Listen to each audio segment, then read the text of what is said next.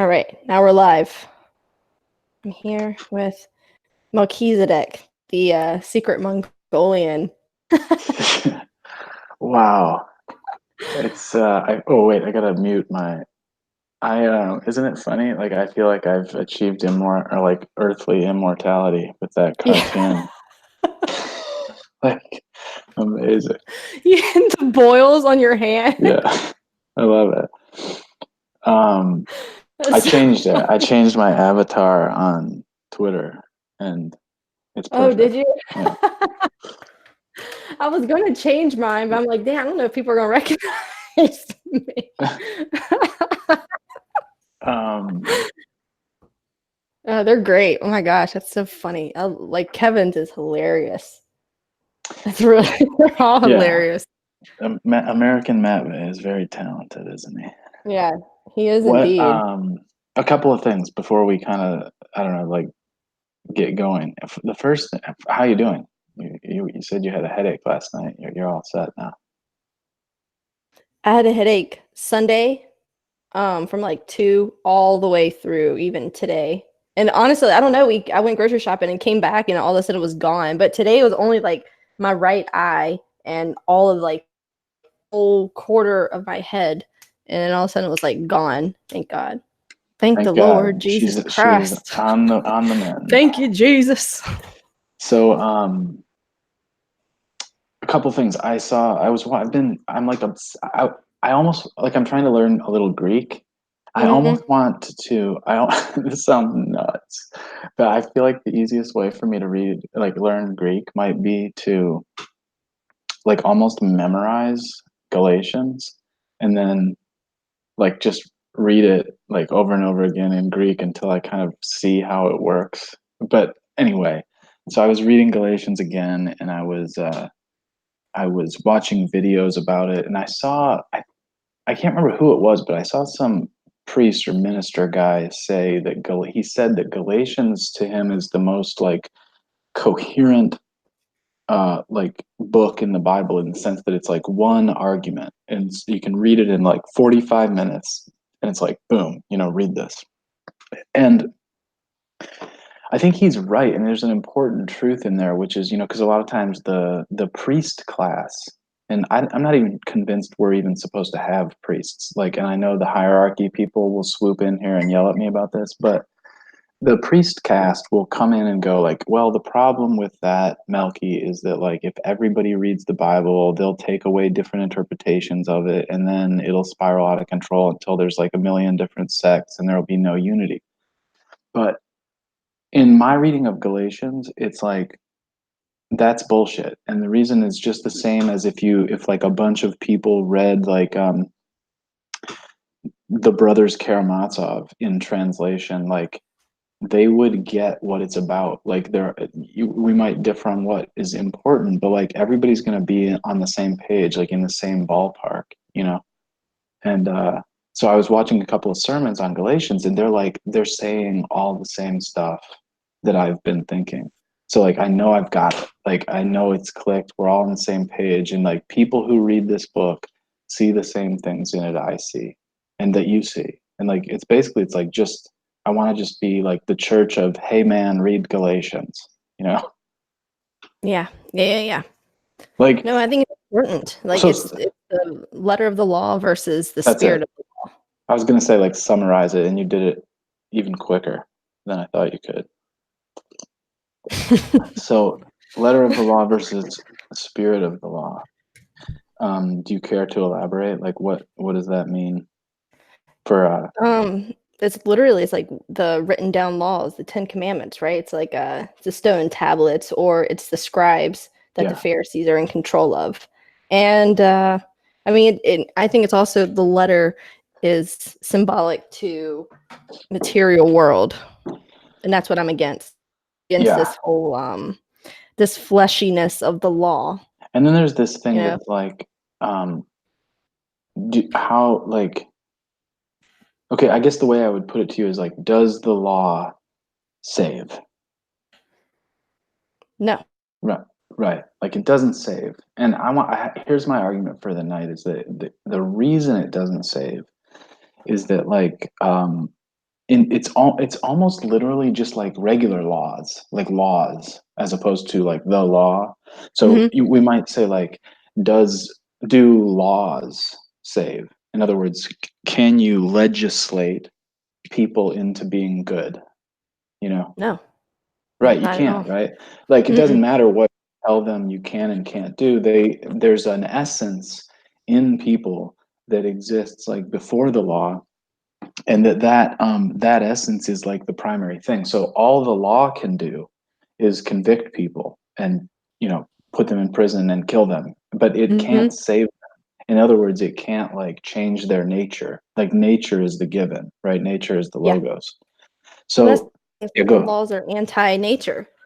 That's the Exactly. whole point of them, you know? Like Exactly.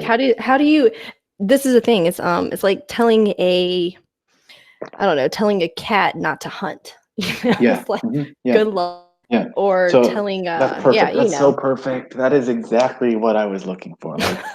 Like I couldn't have thought of that myself. Tell a cat not to hunt. And it's like, okay, what if a cat civilization got together and they were like, basically, we don't like the fact. We don't accept the fact that we hunt as a species. We think that's bad, and so we're gonna make it illegal to hunt. And So it's it's like like, Zootopia. yeah, like Zootopia is I haven't seen that one, but You gotta that watch Zootopia. It's a I kids saw the movie. preview. Yeah. Yeah, you should watch it. There's so much like hidden knowledge in that movie. It's Yeah. kind of great. But Like, that is a perfect analogy because it's like now what could happen is for like a day or two, like a cat could white knuckle it and maybe not hunt for a day, you know. mhm. So you can sort of short term suppress your nature. And in another scenario, a cat might hunt at like night or whenever, like secretly, so that other cats don't see him hunting.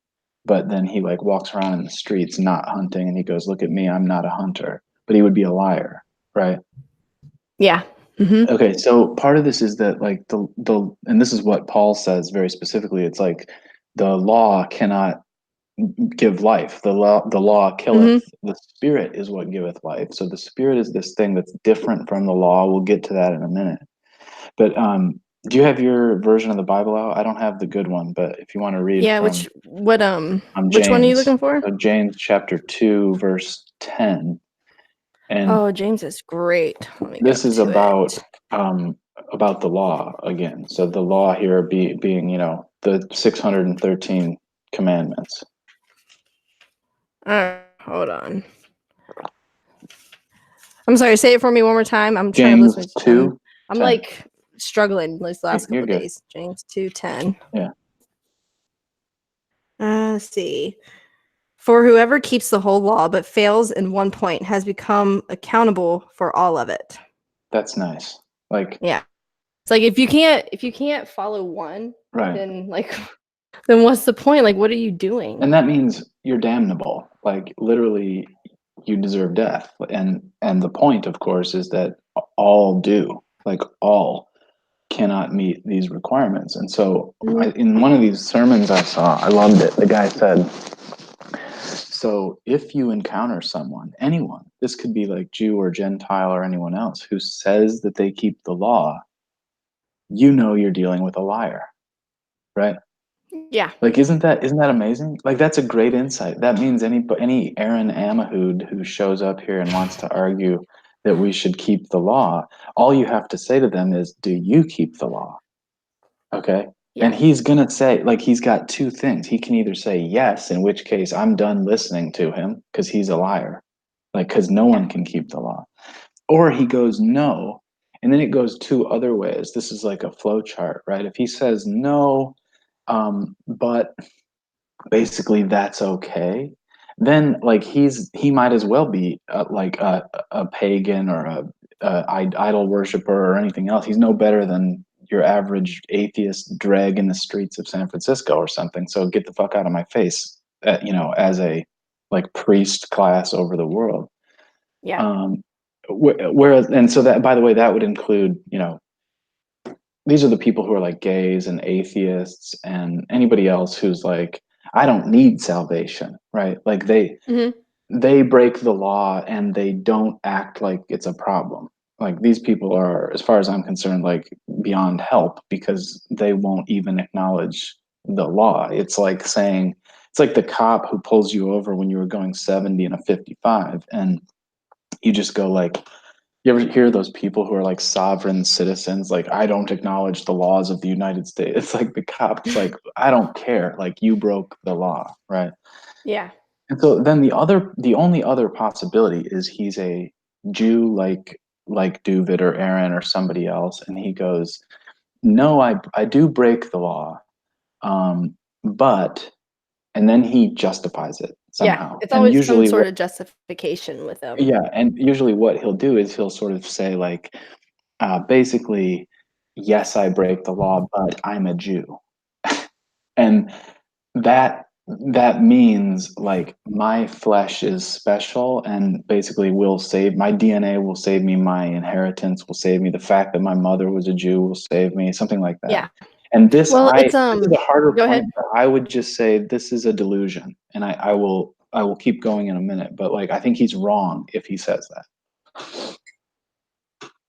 Okay, go. I heard one who, I don't know if it was a video you sent me of a pastor going over something where what were they saying about like even no, I think it was on Adam Green's show actually, where I was watching his Ooh, stream with that other lady. That was such a great stream. I haven't finished it yet. I'm like a yeah, little over halfway through, but there was one point that they brought up, and it's like the best, absolute, most righteous Gentile will still never be as good as even like the shittiest freaking Jew. You know, it's like yeah, you yeah, can't yeah. you can't win. And Mhm. it's and they were talking about the different layers of soul. So last time I was talking to Duvid, this is something that he brought up was, well, um Yeah, the Jews have the third layer of soul that the Gentiles don't have. yeah. Which is, I love that talking point because Isn't that funny? it's like isn't that funny? You just want to be like, wow, well, I guess you guys have an extra special an extra special soul or something. It's just so kindergarten, like it's just nonsense rules. I saw I think, that. Hold on, I want to address that question Vivian had. yeah, let's Can you go. talk about how to balance rejecting the world and the flesh and also still enjoying it or still enjoying life? Um, I mean, Yeah, that's that's a a good good, question. fair question. I mean, I think that like can you Rejecting the flesh, you can. That's when you turn to the spirit, right? Like that's yeah, I pretty was much. I gonna think say that's like kind of the whole point. You know, it's you reject the flesh, you walk in step with the Holy Spirit, yeah. and like honestly, you don't have anything to worry about. Like you're still gonna mess up, and I don't know really what you mean by enjoying life. I Right, I guess. think that's the key is like, so am I enjoying life when I binge eat a bag of Doritos and that's gluttony? Like, is that enjoying life and the world? And I think there's a once born mindset that goes, yeah. And this is the same mind that like thinks it's enjoying pornography or any number of other like decadent um, kind of indulgences, but ultimately like there's a higher joy that comes when when you accept that you're in like that basically that there is a law of sin, that your flesh will do that stuff sometimes, but you don't obsess about it. You just go like, ugh, like I did it again, whatever. Like you're kind of on it's think of it as like you're on the flesh roller coaster, but you are not the flesh roller coaster. So like wherever it goes, uh, I mean, whatever. Like some of it's going to be gross, and some of it's going to be probably nice, but that's not the real me. Does that make sense? Yeah. Hmm. Like, is that what you think? Uh, yeah, I think so. I think you pretty much summed it up. Because like, I mean, but I know what she means. Like, it's a good question. Like, is it, Hmm. like, at some level, it seems like it would be more enjoyable to just like have sex with whoever you want. Hmm. There's the basic level where that seems like that would be true. But I think the spirit wouldn't lead you to do that. Like I think that would Yeah. be ultimately debasing and not as enjoyable as like it seems like it might be. I think. Hmm. Like I hope. Well, I Yeah, guess it like depends on how rebellious you are as a yeah, person. I don't know. no apologies showed up and said, "Is that on Epstein's island?" Like that's a good that's good. Like, is he really the happiest man? Is he the happiest man in North America? You know, is he enjoying life?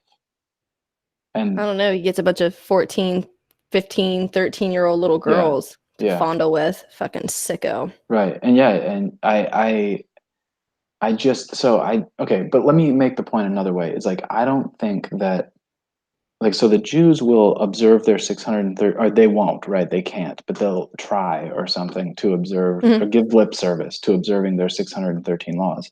But what the spirit is as opposed to that, like you can think of the law as being this like program that's just designed to make people admit that they need salvation and they won't admit it, right?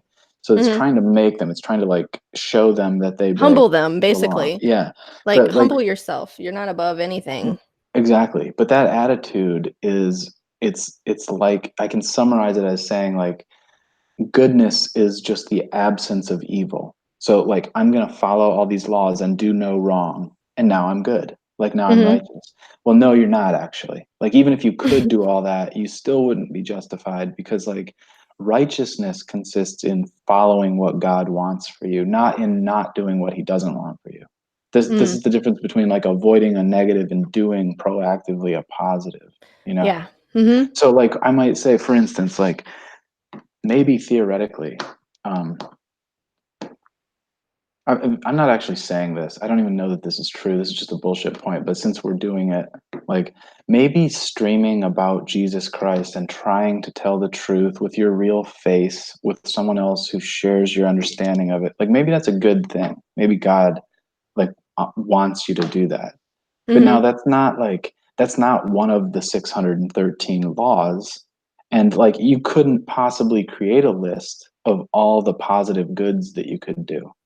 And so part of what you have to do is to tune into spirit and kind of listen to what it's telling you to do so that Hmm. goodness happens. You know, that's spirit. Like at least that's how I understand it. Well, Vivian also said in the chat, and this is kind of interesting. So, Aleister Crowley said, "Do what thou wilt," but I don't know. That's kind of like very liberal minded, and I don't agree with that in that sense because do what you want to do. That's not doing God's work. So, I would disagree with Aleister Crowley on that. Right. No, Not very do, often. yeah, And this is that's like very, yeah, liberal. that's like Romans 7 is key on this where he says like basically like or Galatians 2:20 where he says like I have been crucified with Christ and it's not like it's no longer I who live but Christ who lives in me. This is the idea that like basically you're dead. You're all dead already. That's the point. Like this is the starting point, you know, is that you have to start at dead. And then what you're hoping for is like resurrection. And the only thing that can give resurrection is, you know, basically Jesus Christ, the Spirit he sends as his like advocate or whatever. And I think, Hmm. I mean, like I think those deeds, those things, the like the bad things you do. I mean, again, I'm doing this is my this is my hunch shoulders Jewy face because it's like the bad things you The do. bad boy. Yeah, You being bad, Goyim. those aren't even you. That's sin that lives in you. And like, it's not you. Like, it's no longer you. That's all just dead. Like, you're just a zombie. But there's a part of you that's been saved and it's spirit and it lives. Like, that's, I mean, the point that I'm trying to, it's hard to make this point, but it's like, you can't not sin. You're going to sin. Like, The law and of sin. yeah, it's the law of sin. The law of sin. That's, I think that's Romans 7:25, right? The law of sin. Um, Let's read that one again before I move on here. Wait, Romans 7:25. Yeah. Sorry, I'm an old lady with my Bible. All right, 7:25. Where is it? Oh yeah. Thanks be to God through Jesus Christ our Lord. So then, I myself serve the law of God with my mind, but with my flesh I serve the law of sin. Yeah, you have to. This is like a rule Mm-hmm. in the universe, part of the logos, you know. So it Yeah. sucks. And it's often, especially if you're saved, I think, especially if you're conscious, it really sucks. It's like humiliating in a way because you want to be, you want to be godly, but here you are doing this disgusting flesh stuff again. And like, that's just how it goes. But that's like, that has nothing to do with salvation. And the people who don't get this are the people who are white knuckling it. Like they think that if they only try hard enough, they'll be able to stop sinning. And Paul says real clearly, like, that will never happen. And again, like, this is Saint Paul, and he admits over and over again in Romans 7, like, you're still sinning. You know, Hmm. he says, I'm still sinning. Yeah. Um, okay. How about Hebrews 10, 1 and 2? Oh, hold on. Here's a question. Yeah, So, good. even if you are a believer, then how do you reconcile, I guess? I mean, the way I see it is you recognize what you've done wrong, Hmm. right? Like kind of Hmm. your own self-recognition. So in this when I say self, like I use it in the specific terms of you criticizing your actions, I guess. So how do you reconcile um sinning or knowing that you're kind of breaking the law and well, I don't know. I don't just how do you reconcile it? By reconcile, you mean like in your own head or like with God? Yeah, basically. Kind of like you're going over with yourself like okay, I fuck but I I'm see. saved. Like Yeah, yeah, yeah. Back to like Genesis, right? Like the Adam and Eve stuff. It's like, remember that forbidden fruit is the fruit of the knowledge of good and evil. And mhm. if you're wise, or if you're able to like derive the wisdom from the sin, you should get better almost every time you sin. Because in sinning, you see yourself. It's like it's self-accusing now, and it's, again, you won't like it. It's not um like I heard this. I feel like we shouldn't say this, but well, okay, I'll say it this way. Like I heard someone say that if you want to quit porn, this was Owen. I think Owen Benjamin said this. If you want to quit porn, like picture a shisty money lender going like this every time you do it. You know what I mean? And the idea is to show you even clearer like what is really going on here, and it's disgusting. And so you feel kind of disgusted by it. But the whole point is that once you know, okay, once you really know that you deserve death, you're a dog, you're a sinner, it's gross, all that stuff, then you're ready for like the Sermon on the Mount. Then you're ready to hear the good news. The good news is like, but you're saved anyway. The Messiah came and he honors your, just what you said, your self-seeing, your what was that word you said? Like your what is that? Your repentance, basically. So he Mm, sees that that you're fucked up and you need him, and then he'll save you for that. And the difference is that like mm, if there's an Aaron Amahud in the chat or something, just imagine, like, it's actually interesting to imagine kind of like trying to tell the good news to like a guy who thinks he's like a Torah observant Jew, right? Because the very first step is getting him to admit that he has sinned and deserves death for that, and is not saved, like is basically deserves destruction. And he can't admit that because it would shake his whole world. Like the only way to drag him through that argument, you would have to he would have to collapse into shaking tears and realize that he's completely exposed before a hostile universe. You know what I mean? And mhm, only then, having dropped all the walls and all the pride and all that, then he might look up from the dust and sackcloth through the tears at you and go, "What do I do now?" You know? And that's when he's ready to hear it. But I'm not seeing that from Kyle or Luke or Duvid or Aaron Amahud or any and you other of these. won't because Yeah. have you ever heard a Jew concede to any argument they've No, no, obviously lost in? no, not once. Yeah. Dude, and what makes me sick and of course I saw mess video of Luke and they're talking about how 13-year-old girls Right. are able to make their own decisions. And they won't even admit that is a sin. Like, What? it's crazy. It's so nuts, isn't it? Yeah. It's fucking Jewish is what it is. Yeah. And we're gonna have to read Martin Luther, by the way. Oh I yeah, have let's a do that. yeah, you want to go through it? Well, hold on. Read me Hebrews Or yeah, first you said and you then want me to read we Hebrews. can do it. Yeah, Hebrews 10, 1 and 2. For since the law has but a shadow of the good things to come, instead of the true form of the abilities, it can never, by the same sacrifices that are continually offered every year, make perfect those who draw near. Otherwise, would they not have ceased to be offered? Having once been cleansed, would no longer have any consciousness of sins. In other words, if like Mosaic law worked, it would have worked once and for all like Yeah. 3,000 years ago. And so they're just spinning their wheels. And it's not working. Like people are sinning, and the whole sort of program is the whole program was designed. What's that verse? I forget it now. That says basically like the law was given to increase sin. I want to say it's Hebrews 5 or somewhere in there, but it's I like don't remember. I need to reread Hebrews. the idea is that people aren't admitting that they're sinners. They aren't admitting their own need for God. And so like that's why the law was given. But you know, they won't admit it. And so they're basically like they're off the map. They remind me of like video games where I've seen people just like, you know, you run like up against the edge of the world and you can't, it's just kind of just paddling against like some wind or something forever. And it seems like that's where they are. Law. Other thoughts about any of this stuff?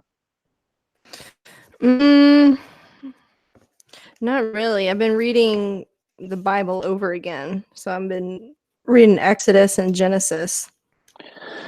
Where are you? I don't know. I'm more or less like trying to get a feel for what these Jews are up to, like even more hardcore. Oh, I remember And you as said, heretical as this may seem, yeah, all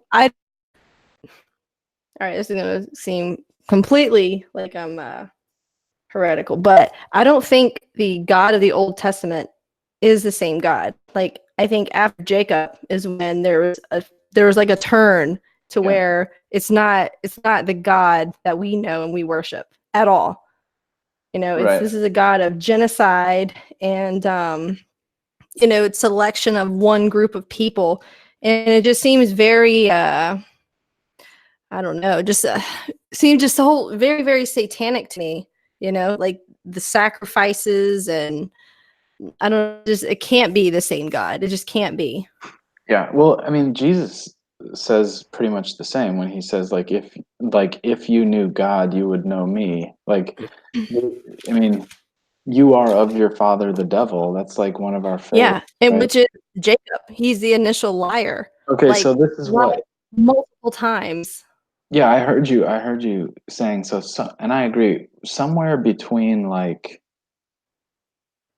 where do you want to put it? Like, well, Abraham certainly we think of as good. Like Abraham got it, and then by the time of Moses, something seems really off, and it could be Jacob. Why is it Jacob? You think because of the birthright?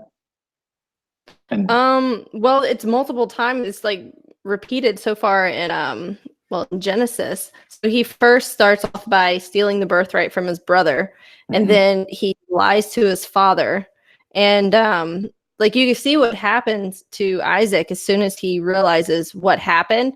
yeah, And it said in Genesis, he starts like trembling with fear because it's like he fucking knows like, oh shit.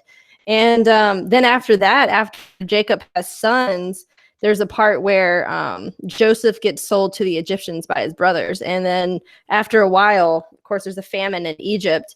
And the brothers that sold Joseph to the Egyptians, they eventually come to Egypt. I forget how many years. Do you remember how many years? I don't know, but I guess it don't matter. no, Anyway, so the brothers go to Egypt, and then Joseph says, hey, bring me, and Joseph is a son. So, and Joseph says, hey, bring me your youngest brother. And he shouldn't have even known about this youngest brother because he was born after Joseph left or was sold. So what happens is the brothers end up going back and telling Jacob, hey, he won't give us food until we bring the youngest brother. And then the first thing out of Jacob's mouth is, why didn't you lie to him?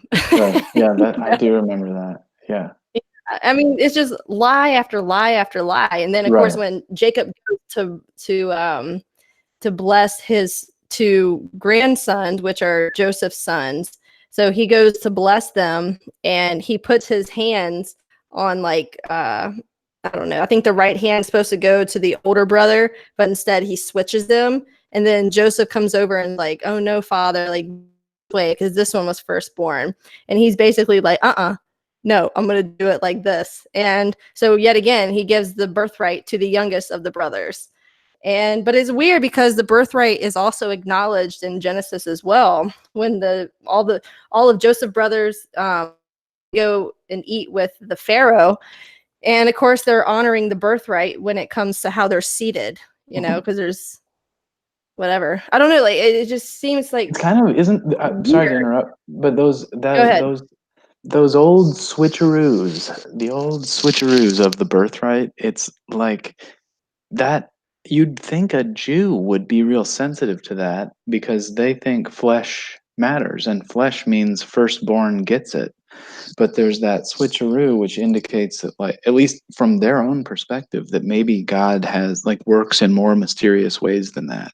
Maybe it's not as simple as like, daddy gave me the blessing. It's not that simple. There's sometimes the wires get crossed or something.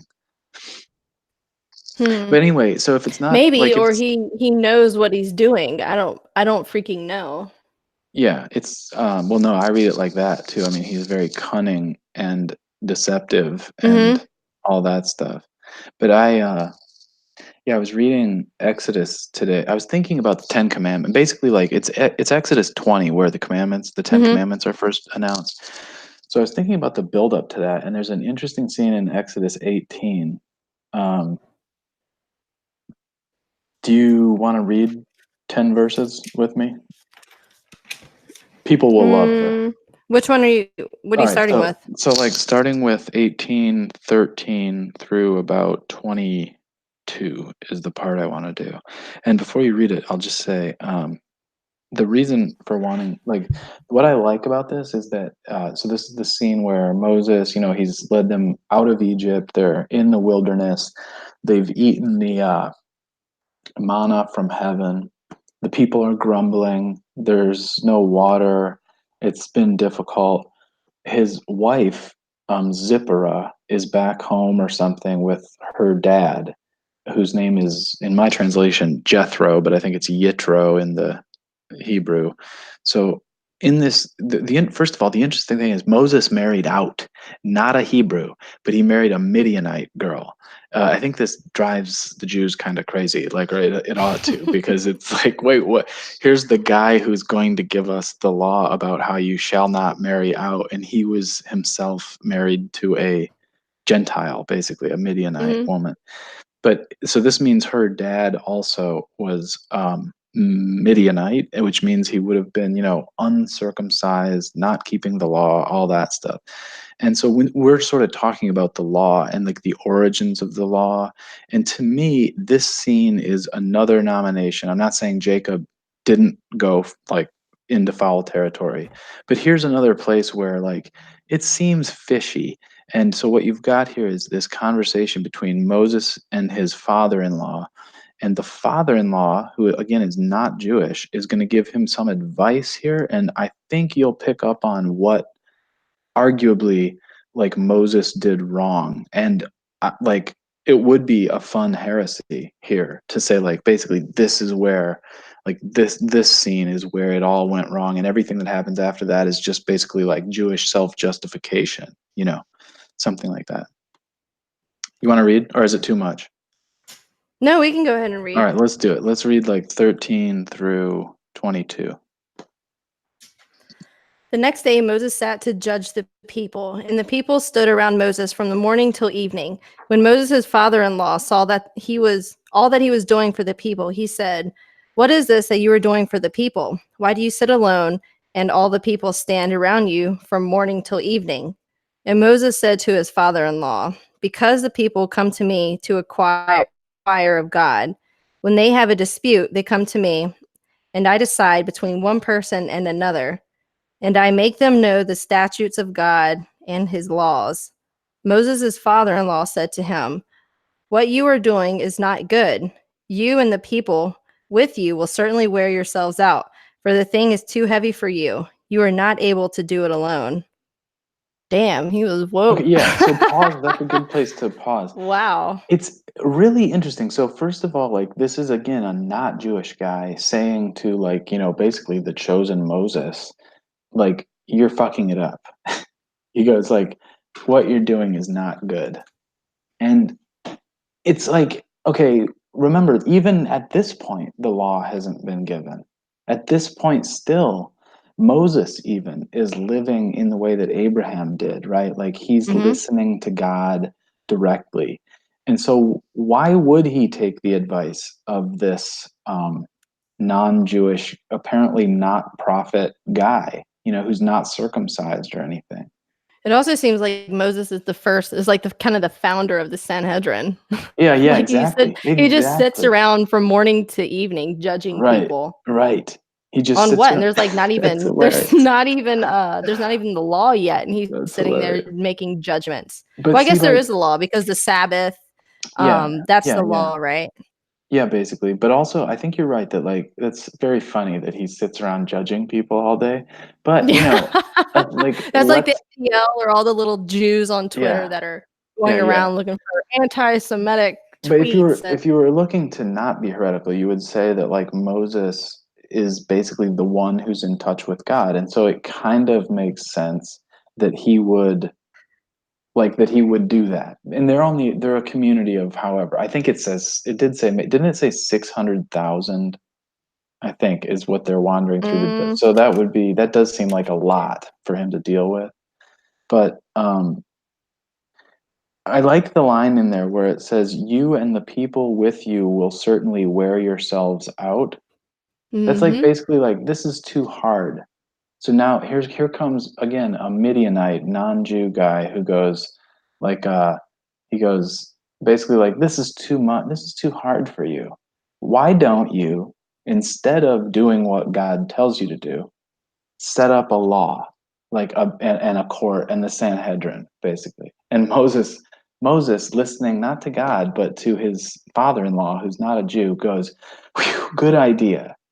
Like, doesn't this seem like he's selling his or he's drinking the lentil stew or something here? Like, he's taking a shortcut. I mean, God didn't tell him to do that. It doesn't say that, right?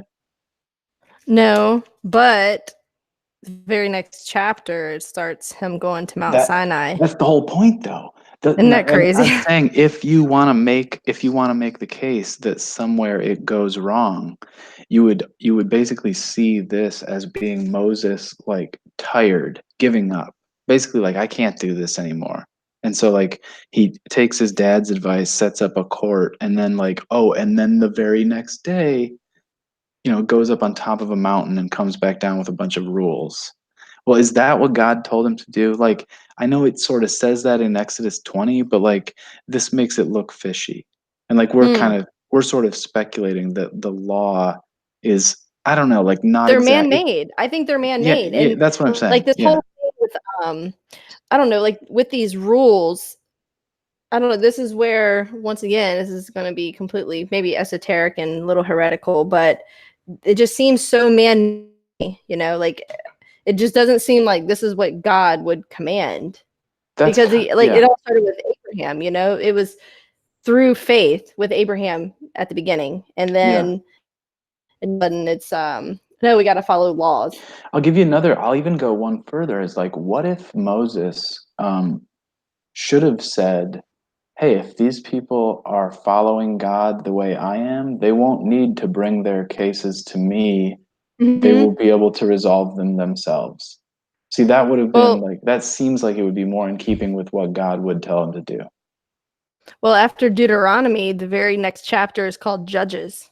Yeah, Like, yeah, okay, yeah. now we have the laws. Now we're going to establish a whole judicial system for, man to now See, yeah, judge. yeah, but again, like, and this is still his not inspired, not Jewish, not circumcised, not prophet father saying, father-in-law, saying, I will give you advice and God be with you. You shall represent the people before God and bring their cases to God, and you shall warn them about the statutes and the laws, and make them know the way in which they must walk and what they must do. Moreover, look for able men from all the people, men who fear God, who are trustworthy and hate a bribe, and place such men over the people as chiefs of thousands, of hundreds, of fifties, and tens, and let them judge the people at all times. Every great matter they shall bring to you, but any small matter they shall decide themselves. So it will be easier for you, and they will bear the burden with you. If you do this, God will direct you. You will be able to endure. And all this people will also go to their place in peace. This guy is a Midianite, basically an Egyptian priest, telling Moses how to run stuff, and Moses listens. I find this to be highly questionable, like to say the least, basically set up a court full of rules. And Moses, who's exhausted and stressed out because he's trying to, he doesn't even know what to do, right? He goes, oh, Hmm. good. Yeah, that's right. I'll come up with some laws. And then, as you say, oh, the very next chapter, like, lo and behold, the laws are delivered, you know? That seems suspect to me. Look at verse 24. So Moses listened to the voice of his father in law and did all that he had said. Well, what the fuck, Jews? Like, do you want to admit that basically, like, a non-Jew Midianite delivered to Moses the impetus for the law? That seems unusual, doesn't it? Like, did God tell Moses to make the law? No, it was it was Jethro, right? Like, that seems suspect to me. Hmm. Um, yes, it's heretical. Like, to anybody who's in the chat, like, yes, it's heretical. But, like, again, part of it, and like, I think what you see is in the New Testament, people saying over and over again, like, if the law could save, I mean, then, like, first of all, then it would have saved them a long time ago, right? Like, Hmm. we're in Exodus 18 mostly, Brundlefly's asking, but but instead we realize in the New Testament that, like, it doesn't save. All it does, at the very best, it shows people like a mirror, you're sinning.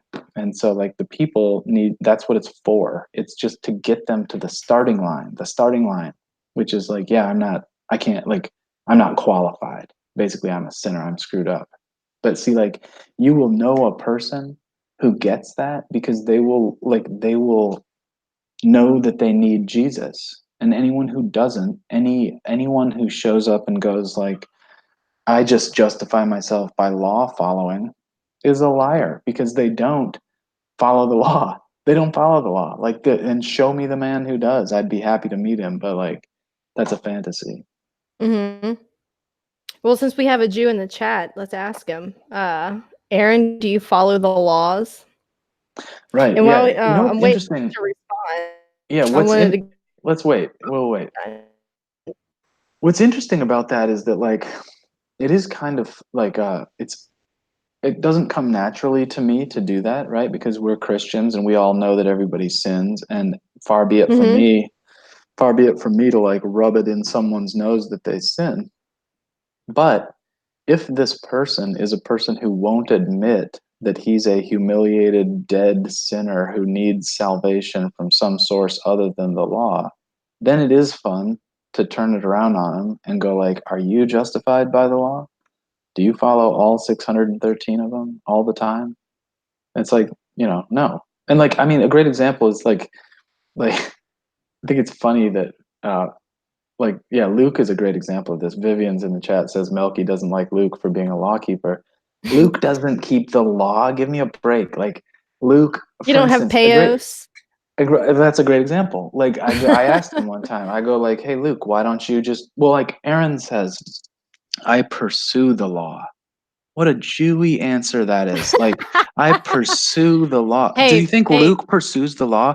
Does Luke pursue the law when he takes a razor to the edge of his beards and skins it like that? Is that oh, is it? It's like he can't stop himself from shaving the edges of his beard. That's garbage. So, like, we know that they justify because that's easier than falling on their faces and weeping for, please, God, save me. I can't do this. Help me. Right? But they won't do it. It's like it kind of reminds me of, instead of just giving a yes or no answer, it's like, what does Matthew, what is it, 5:37 say? Let what Which, you say simply be yes or no. oh, yes Anything or more no? than that Yeah. comes from evil. Mhm. Well, I mean, it's funny. You can The learn to law was never translate. given to Gentiles. No, it wasn't. So how do you explain the Noahide laws? Ooh, the Noahide laws.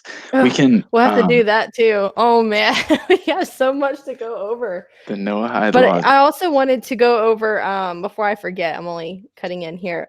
So in Exodus 17 verses 8 through 16, it's Israel defeats Amalek. Oh, Amalek. wow.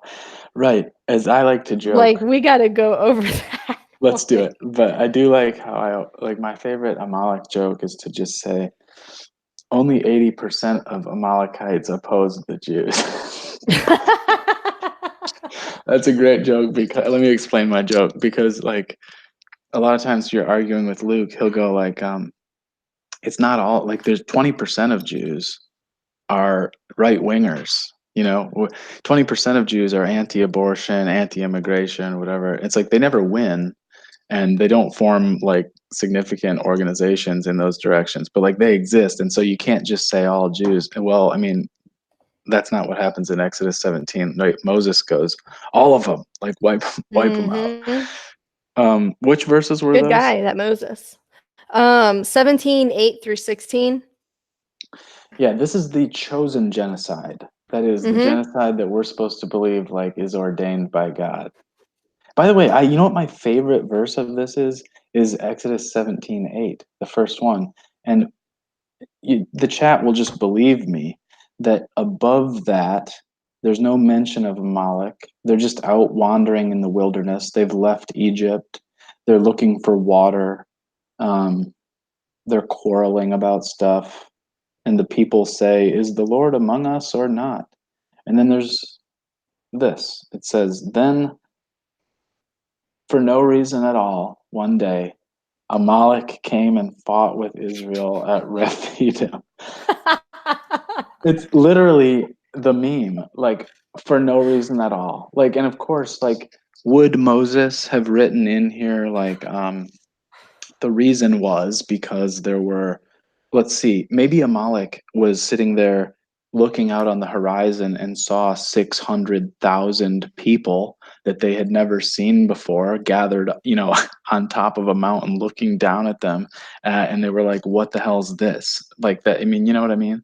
Like that seems sketchy to me. But yeah, let's read these verses because it is, I have to say, it's mysterious to me, the part about his hands and stuff, and I'm sure Aaron will Yes. enlighten Yeah, yeah, us. yeah. I highlighted that one too.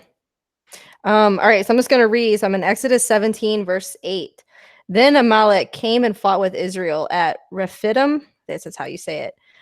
So Moses said to Joshua, choose for us men and go out and fight with Amalek. Tomorrow I will stand on top of the hill with the staff of God in my hand. So Joshua did as Moses told him and fought with Amalek, while Moses, Aaron, and Hur went up to the top of the hill. Whenever Moses held up his hand, Israel prevailed. And whenever he lowered his hand, Amalek prevailed. But Moses' hands grew weary. So they took a stone, put it under him, and he sat on it, while Aaron and Hur held up his hands, one on one side and the other on the other. So his hands were steady until the going down of the sun. And Joshua overwhelmed Amalek and his people with the sword. Then the Lord said to Moses, write this as a memorial in a book and recite it in the ears of Joshua, that I will utterly blot out the memory of Amalek from under heaven. And Moses built an altar and called the name of it, the Lord is my banner, saying, a hand upon the throne of the Lord. The Lord will have war with Amalek from generation to generation. Amazing. Trickery. So he gets tired. So what do? It's like that just seems so like kind of cheating in a way. So It's what the rule is, you gotta hold your hand up, you can't put it down. So like, yeah, oh no, the rule. And plus we want to destroy these people. So they're just sitting yeah. there holding hands for the whole entire day.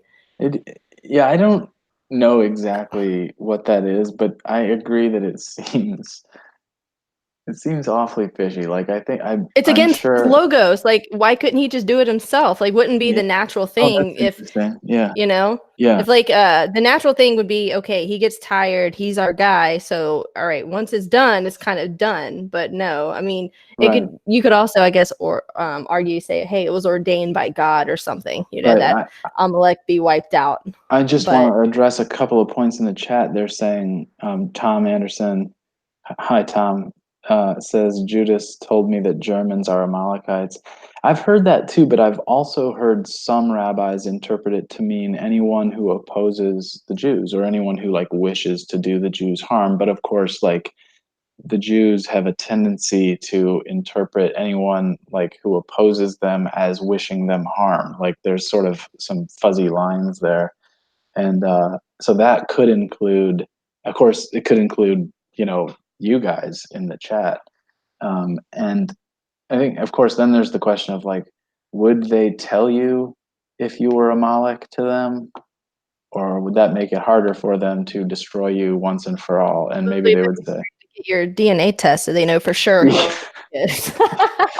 that's, that That's all. could be, That's what's about these tests. Like the people, yeah, it's ran by Jews, like, yeah, which of yeah, yeah, course it is.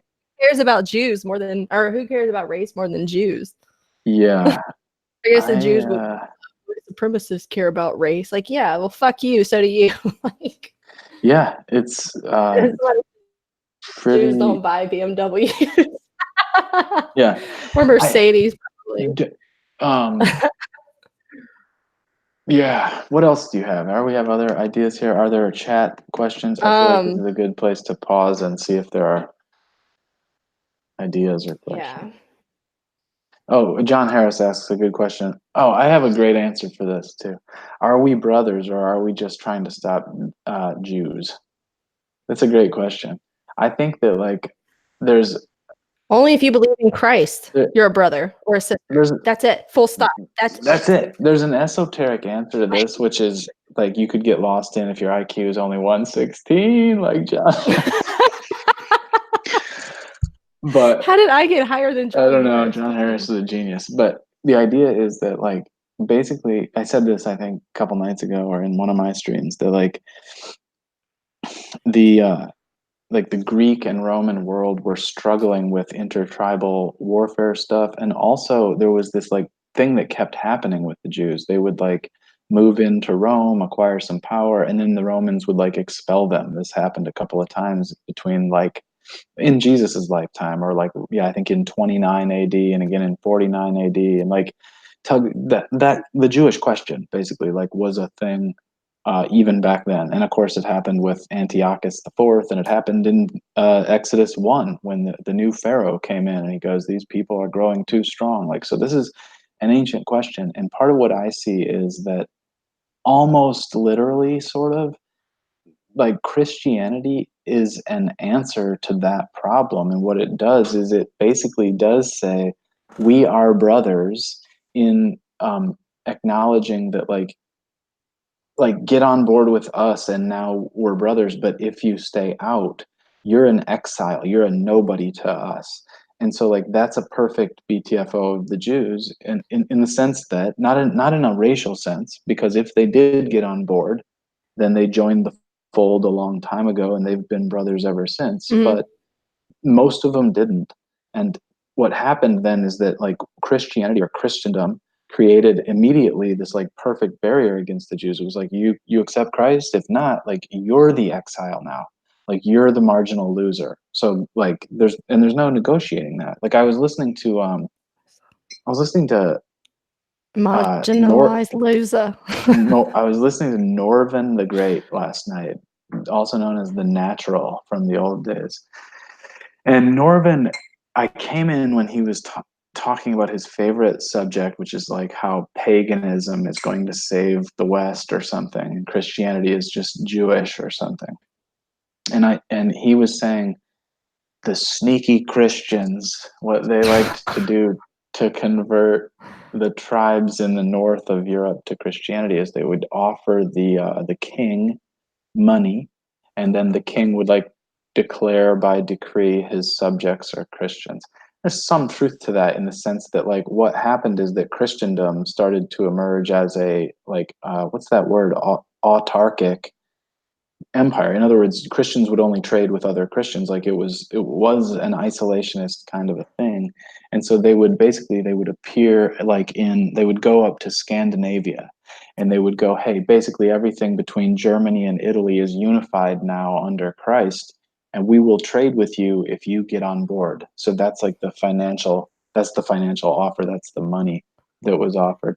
And what I said in the chat was like pretty based, huh? Like that's the Christianity I'm talking about. Like we Yeah, could sounds have, like a good plan to yeah, me. exactly. Like imagine a Christianity that didn't trade with non-Christians. That solves your problems almost all at once, you know? And then like, Yeah. I mean, I know there will be people who go like, oh, they will sneak convert to Christianity and stuff. And it's like, yeah, kind of.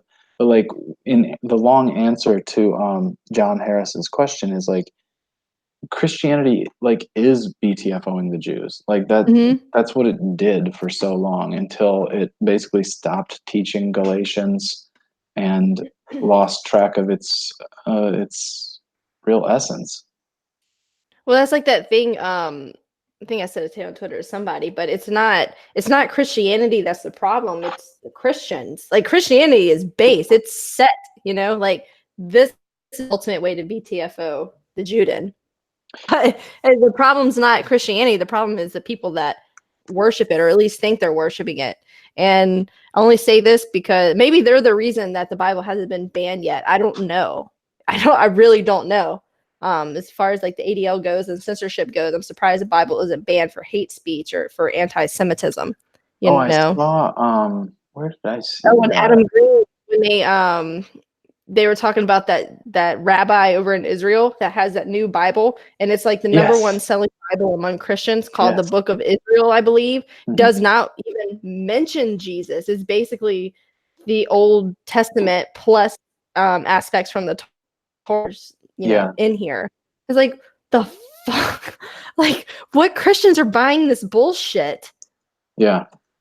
And like that's just crazy, right? And they'll put in words like, well, Jesus Old Testament. Yeah. I don't know. Did Jesus, yeah, maybe he did. I don't know. Hey, Quantrell, my brother Quantrell makes an interesting comment about Christianity as the BTFOing the Jew within you. I love that. Do you feel that you have the Jew within you, and like, No, it's how do you keep it? You're totally free. I'm free from the yoke of their slavery. Yeah.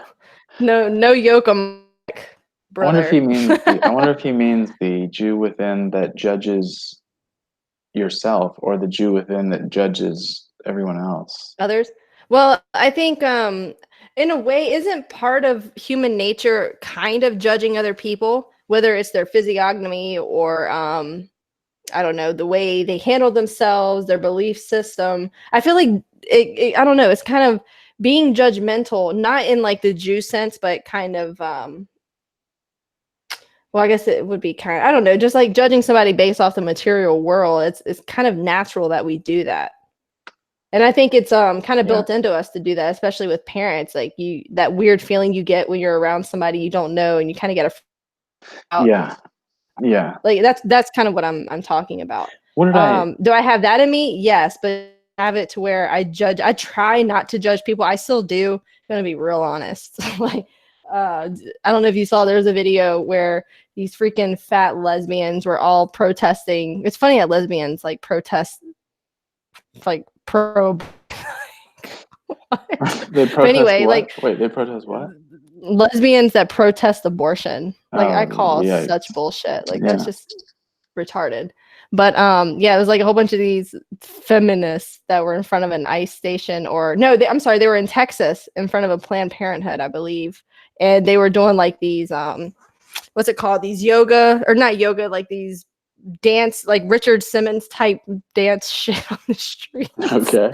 I'm judging the hell out of those women, like you fat slobs that Oh nobody yeah. even wants to fuck to begin with, are You know what you advocating have to for do? abortion. Like just in answer to Quantrell, you know how you overcome that Jew within is you feel sad for them, like you pity them.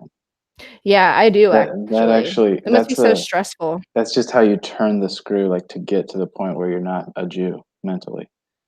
And call them Um, mentally ill because I don't believe that. I think Jews, for the most part, believe they're doing something correct. So I can't really hammer them on that part. Mostly like the Orthodox Jews, like David, who's probably been going to a synagogue and Hebrew school since he was knee high to grasshoppers. yeah, So I mean, it's all he knows, and I think a lot of Jews are like that. Like we don't know how these people grew up. I think they're wrong, but I don't know. But then you also have the parts where they are knowingly lying to you. I hear Kyle and Luke talk. I'm like, my God, my that's God, but doesn't it get you easy know? to see? It's so easy to Oh, see it's very now, easy to see. you Yeah, know? actually, the very first time I ever went on Luke's show, it was there's something I picked out immediately.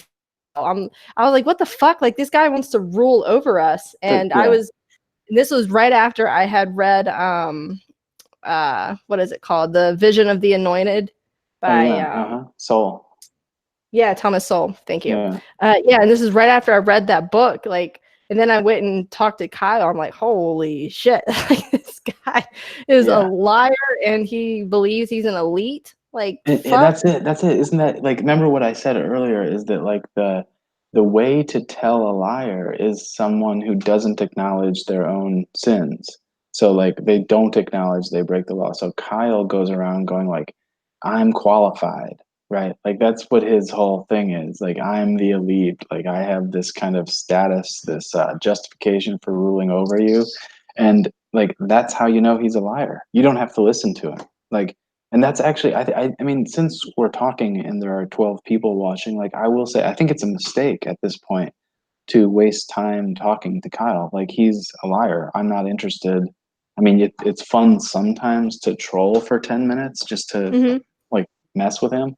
But like he's not, it's not as if Kyle is going to change his mind and go like, yeah, maybe you're right. Like the Jews are out of their lane, you know, like that's that will never happen. Like that, of course, that won't happen. And so it's, you know, Mm-hmm. you're just wasting your time. I was gonna say again, I shouldn't even do this. Maybe I won't do this. Screw it. Should I? Don't be scared. Well, Get that Jew out of your head. Say no. what I'm you not want. scared. I'm actually trying to like walk the talk, like where I say basically don't engage them anymore, right? Like you know the Yeah, liar. yeah. What is That's what I'm saying. before I do this, just so that we know that I know whatever. It's First John chapter 2 verse 22, I think, or 22 and 23. Some of my favorite, some of my I thought there was favorite. only one book of John. That's a classic. That's a classic. All right, what do we had? First John 2, what? 22, I think. Who is the liar? Oh, who is a liar but he who denies that Jesus is the Christ? This is the Antichrist. Who denies the Father and the Son? Yeah, Judas, Antichrist. Wham, like bam, thank you, man, done. who is the liar? It's anyone who's not a Christian, basically. And Mm-hmm. like, you know, sometimes Yeah. this makes people mad. It's like, you know, oh, well, I'm not lying. It's like, well, you kind of are because you haven't gotten to the point where you've like fallen on your face in the dust and repented yet. And so like Mm-hmm. until you do that, like that's basically the essence of coming to Christ is this like this big repentance for like knowing you can't do it yourself. Like knowing that this is like psychology. It's like you're acknowledging that no matter how hard you try, you fuck up. That's the essence of what you are. And it's like until you acknowledge that, I have nothing to say to you really, because you're going to go around with these. I mean, think of how utopian it is, right? Like it's most of you guys, I think, probably aren't like utopian socialist communist planners, but that's what they do. They go like, we'll just pass all the right laws, and then like progress will commence, and then eventually we will have like utopia on Earth. And anyone who understands human psychology knows that won't work because people don't work like that. The law can't save them. The law can't justify. So Amen. anyway, but like Aaron won't admit that he sins all the time and isn't justified by that. He hasn't like repented in dust. He's not worried about his soul. So we know that he's the liar. But he asked that question above about oh, he said something about how like the return to Zion, BTFO's Christianity. And I don't agree with that. I think like I'm quoting First Corinthians 3:16, but like there are dozens of verses like this in the New Testament. This one says, "Do you not know that you, Christians, are God's temple and that God's spirit dwells in you? If anyone destroys God's temple, God will destroy him. For God's temple is holy, and you are that temple." Isn't that amazing? You Hmm. are that temple, people of Christ. Like that's the whole thing, you know? I agree. I know you do, Do you want to because you're fucking my sister in Jesus. Yeah, what? We do can you be want to done. read some Oh Martin yeah. Luther? Yes, I want to listen let's to let's read read some some Martin Martin. Luther. So I'm on the Jewish Virtual Library, Okay, wow, and so I'm the title of this is Anti-Semitism Martin Luther, The Jews and Their Lies, 1543. great. This is like the most base Christian. By the way, before you start, can I just say, for some reason, I had this kind of antipathy to Martin Luther. I don't know, like when I was growing up, the Lutheran churches in my hometown seemed a little formal or something, and so I just was like, nah. And then I never read Martin Luther, but last week I was reading his commentary on the book of Galatians, and it's like he goes verse by verse through the book of Galatians, and it's like, oh, this is so lit. Like Amazing. he gets it so hard. I love him. But anyway, yeah, read me some of your faves on here. He's great. Um, some of my favorites. Hold on, I Sure. took some screenshots. Here's one of my favorites.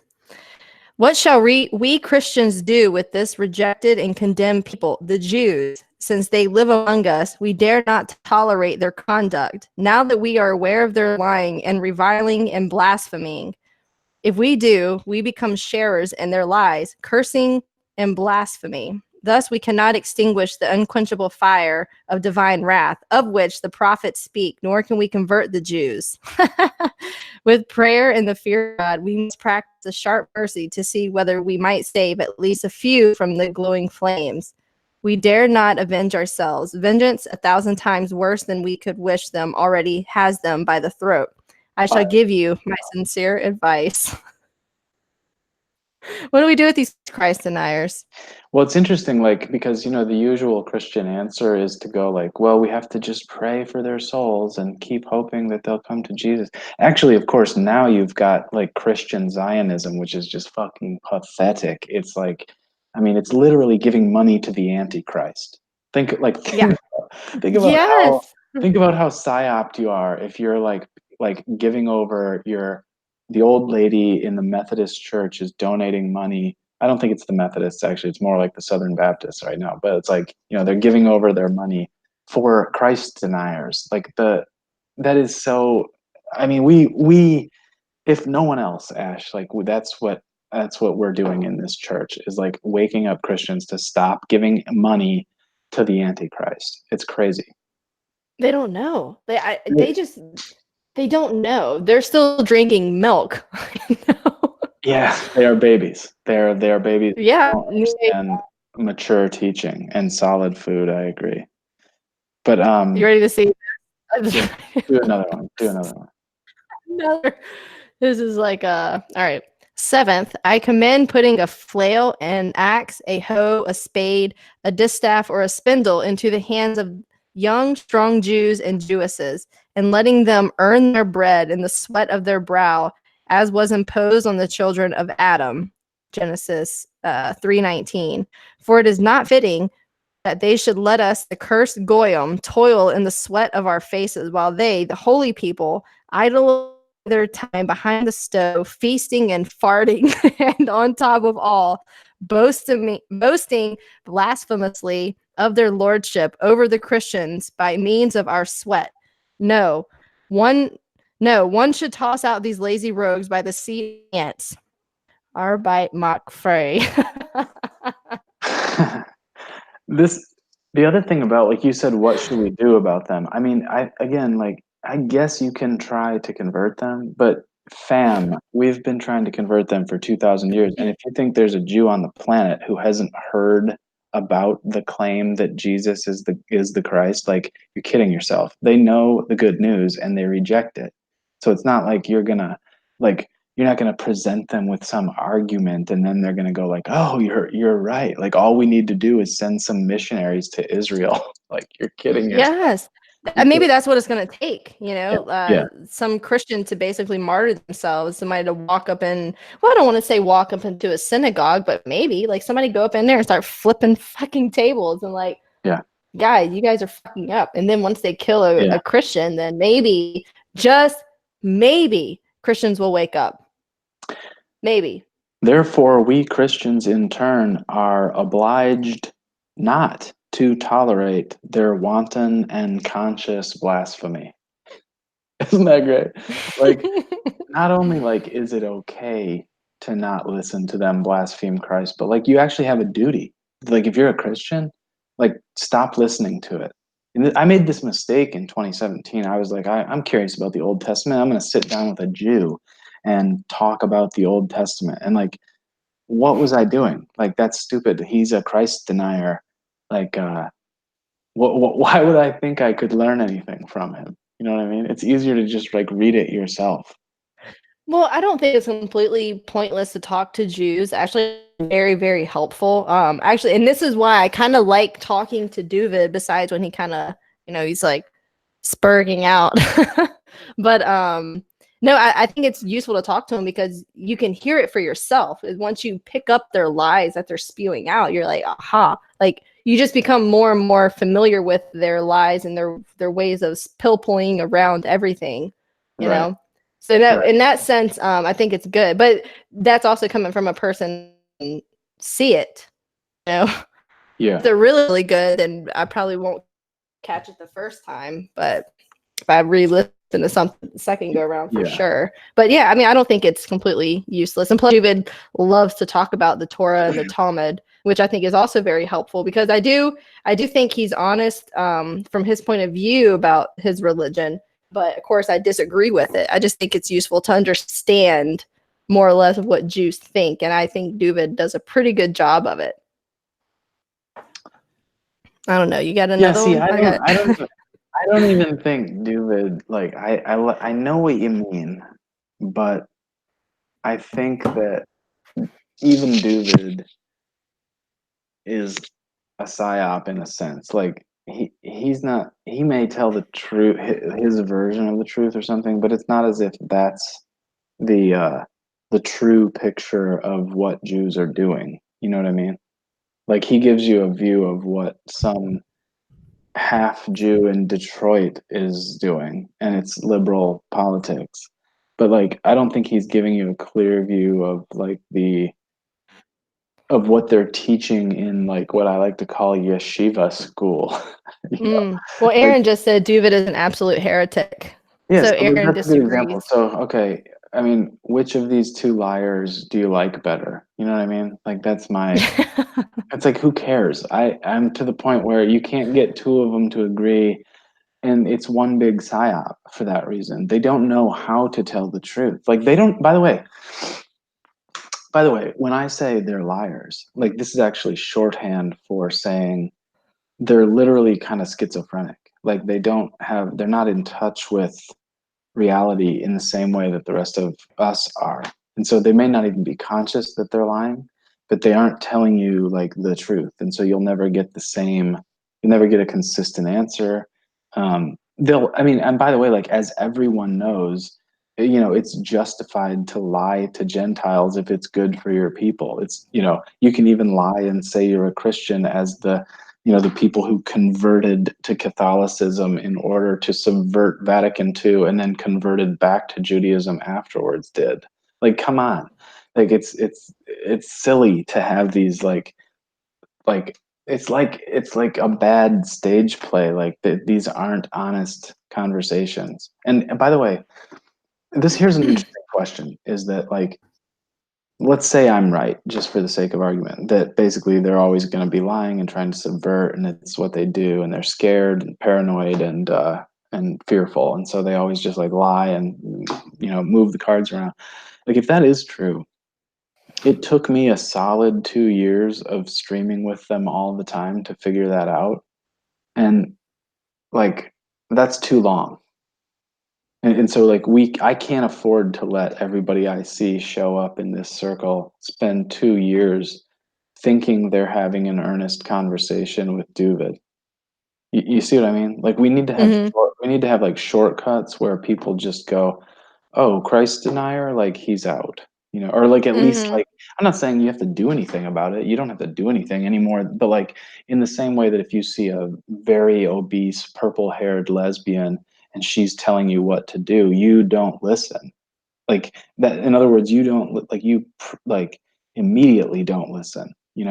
And that's the same thing we need to do, I think, at this point. Just like this is what Martin Luther discovered, because Luther tried to convert them. He was optimistic early in his career. He was like, I'm going to convert the Jews. This will be great. And like he would have these conversations, and then they didn't convert. They wouldn't listen to reason, and they subverted, subverted, subverted. So walk away at some point. I'm responding. Okay. I'm gonna read some more. Do you like the Oh, do I like these? I mean, this is, mostly because they come from the virtual library. yeah, I like this one. Therefore, be on your guard against the Jews. This is so relevant. Be on your guard against the Jews, knowing that wherever they have their synagogues, nothing is found but a den of devils, in which sheer self-glory, conceit, lies, blasphemy, and defaming of God and men are practiced most maliciously, and veheming his eyes on them. I mean, That's I so gotta say, dangerous. it smacks of truth, doesn't it? When Yes, it it just does. rings like a bell. It sure does. However, they have not acquired a perfect mastery of the art of lying. They lie so clumsily and ineptly that anyone who is just a little observant can easily detect it. But for us Christians, they stand as a terrifying example of God's wrath. Yeah, that's true, actually. This is so great. Yeah, Christ and his word can hardly be recognized because of the great vermin of human ordinances. However, suffice for the time being on their lies against the doctrine or faith. Did I not tell you earlier that a Jew is such a noble, precious jewel that God and all his angels dance when he farts? that's good comedy for like that. I mean, that holds Like up for this is 1,500 so years. great. Yeah, it's amazing. Or for 500 years. That's crazy. He actually wrote that. Here's a good. This is again, we're quoting Martin Luther. So like This isn't technically, my writing. This isn't your writing. this This is is from this Martin is just Luther. what It's all in, and it's from the Jewish Virtual Library. I can actually famous Protestant theologian from the Jewish Virtual Library, Martin Luther, said, quote, "But what will happen even if we do burn down the Jews' synagogues and forbid them publicly to praise God, to pray, to teach, to utter God's name?" Should I pause there? Like, what would they do at that point? He says, "They will still keep doing it in secret. If we know that they are doing this in secret, it is the same as if they were doing it publicly. For our knowledge of their secret doings and our toleration of them implies that they are not secret after all, and thus our conscience is encumbered with it before God." Isn't that great? Like, basically, I mean, this is what I'm saying, you guys, about Christianity is uh, like imagine a Christendom again where we go, how dare you blaspheme Christ? You know, like problem solved as far as I'm concerned. It's amazing. I love it. it's freaking Um, great. Over and above that, we let them get rich on our sweat and blood while we remain poor, and they suck the marrow from our bones, right. or such the marrow.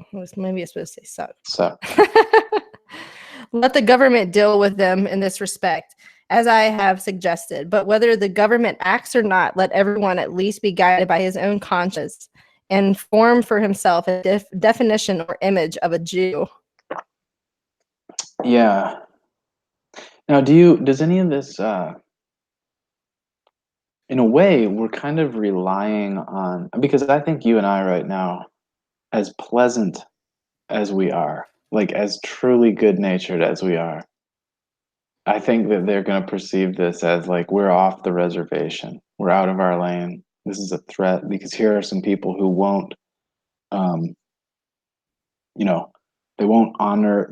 Basically, like we're runaway slaves at this point. Like I'm a we're Harriet Tubman, yeah. bitch. You're the Harriet. You're the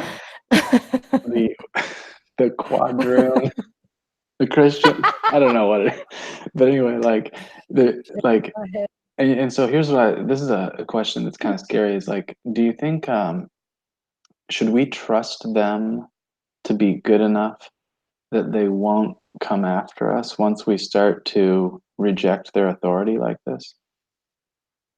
Well, bring it on.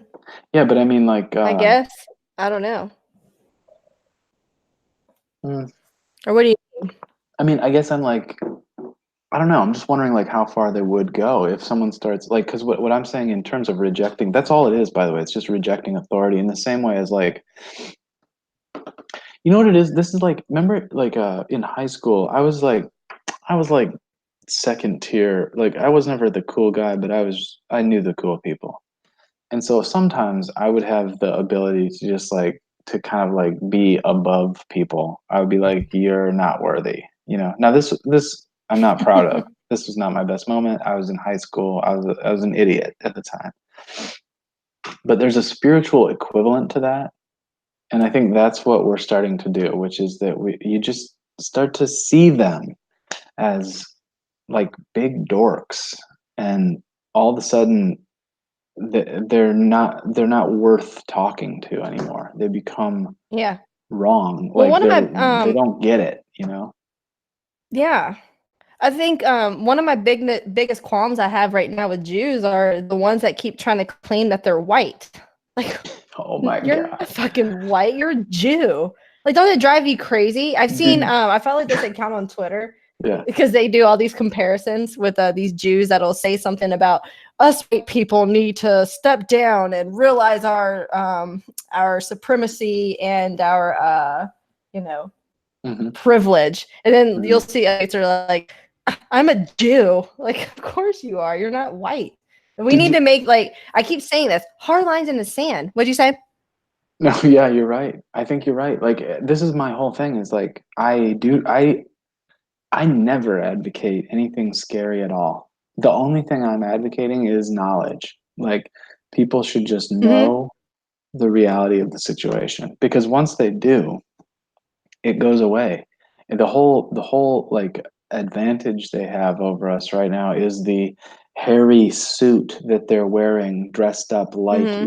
Esau, right? Like that's how they're stealing the blessing. So if you can see them, yeah, they have no power basically. So this is Yeah. did you see that video? I think I sent it to you for, of Kellyanne Conway today. Oh my God.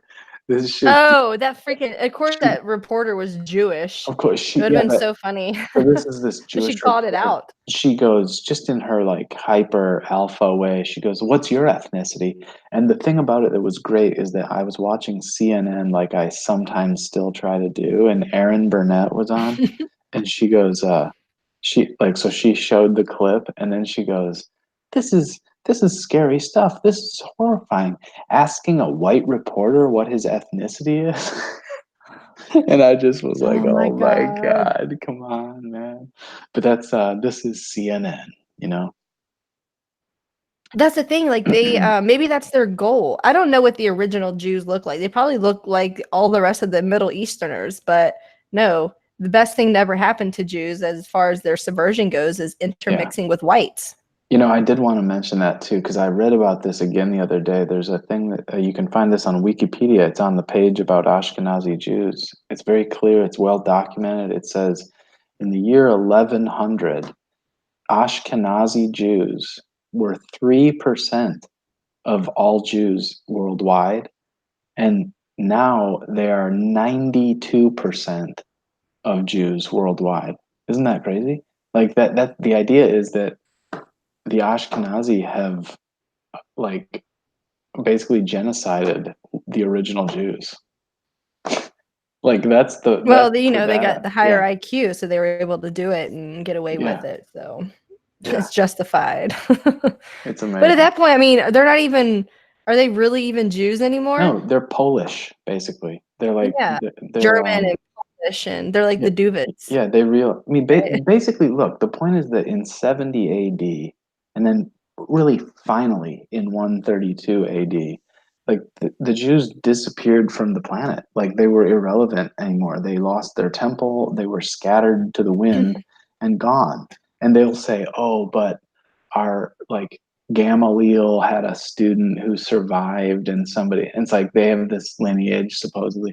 It's like it's fake. Obviously it's fake. It's as fake as anything else that they make up. And like but the main point is that like you can see this genetically, that like there's articles you can Google about that'll say like basically like four they'll say four Jewish women like escaped history and came to Europe and started interbreeding with Europeans, and like that was the beginning of the Ashkenazi lineage. And like that's just such a made up story. I don't even care to investigate it. Like four women, you were that close, but God pulled you through.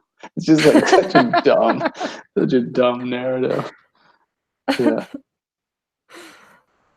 This is But funny. yeah, I got nothing else really tonight. I don't either. We'll have to do I want to do a stream with you one time or eventually of the Noahide laws. Yeah, we should. I could look I'm more pretty into pumped that. up about that. I Yeah, mean, I want to. I really, I, really want to. the main thing. I don't remember. I guess it was about a year and a half ago that I first heard about this, and it goes back. I mean, it's interesting if you do the Google Ngram on it, you see that the Mm. phrase Noahide laws didn't exist before like 1988. It's basically the what's that fucking rabbi they thought was the Messiah or something from the 80s. Oh, I don't But remember. anyway, Aaron probably knows. Aaron knows that guy Schneerson, I think was his name. What is Schneerson? And he invents or he like conjures up this thing that like Maimonides said in the 12th century, which is, I mean, this stuff is so tiresome. It's like the basically all children are the children of Noah, but only Jews have a special third layer to their soul. So Jews have to obey the law of Moses, but Noah hides. And like again, they'll use these terms that like distinguish between themselves and us. Of course, I reject that, but I'm using their language. And then they go like, you only have to follow these seven laws. And one of of course, the first or second one is like, uh, don't what is it don't worship idols. And then you go like, well, Yeah, why wouldn't that's I want you yeah. to worship idols? But then it's like, oh, that includes Jesus Christ. So it's like, no, like hard pass. Like I do not accept that. And I guess like I don't know how serious it is or whatever, but supposedly the punishment is death by decapitation if you Yeah. disobey your monotheist overlords and the rules they made up for you in the 12th century. Like, how about fuck you? And by fuck you, I mean convert to Christ and be saved. Okay. What's that? Yeah, I'm back.